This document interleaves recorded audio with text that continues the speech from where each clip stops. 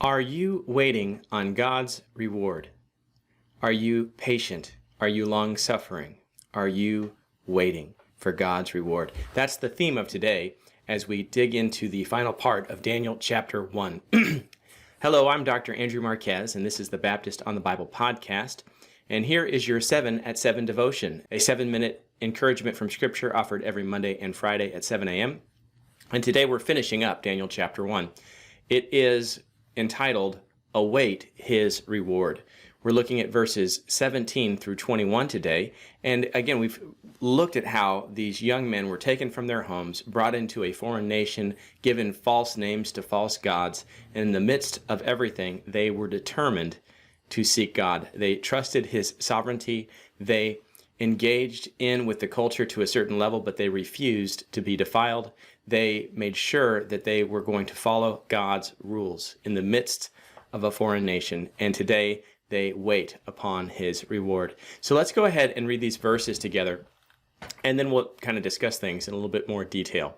Beginning at verse 17, it says, As for these 4 young men, God gave them knowledge and skill in all literature and wisdom. And Daniel had understanding in all visions and dreams. Now at the end of the days, when the king had said that they should be brought in, the chief of the eunuchs brought them in before Nebuchadnezzar. The king interviewed them, and among them all none was found like Daniel, Hananiah, Mishael, and Azariah. Therefore they served before the king. And in all matters of wisdom and understanding about which the king examined them, he found them 10 times better than all the magicians and astrologers who were in all his realm. Thus Daniel continued until the first year of King Cyrus. What a wonderful and amazing conclusion to the first chapter. These outcasts, these slaves, these young boys taken from their homes now have infiltrated the courts of the king and stand above all of his counselors.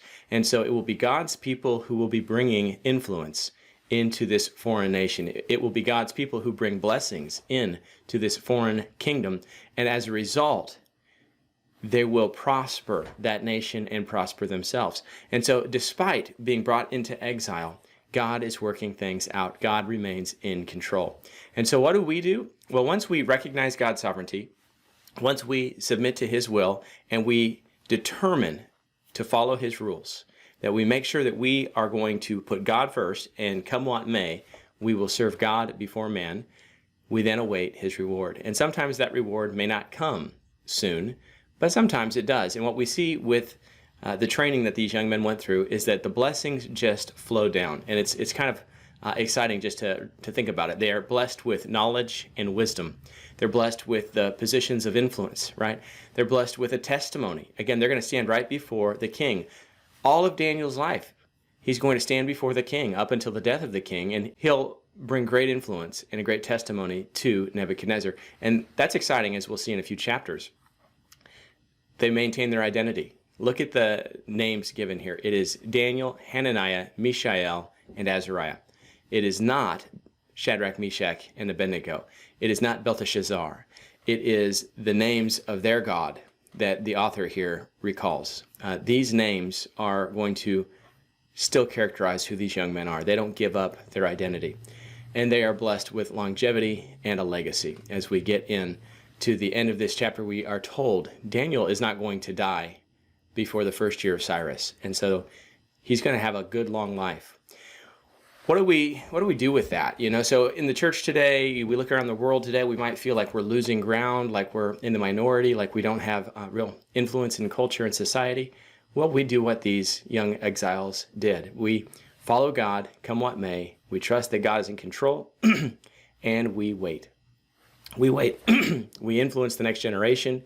We take care of our families and our children. We serve in our churches. We serve our local communities. We do what we do, and we wait. And God will reward in His time. Abraham Lincoln is quoted as saying, "It is best not to swap horses while crossing a stream." And I think that's a good illustration. Don't lose heart. Don't, in the midst of everything, switch horses. Don't start playing for the other side. Don't start trying to manipulate and make things happen faster than God is ready.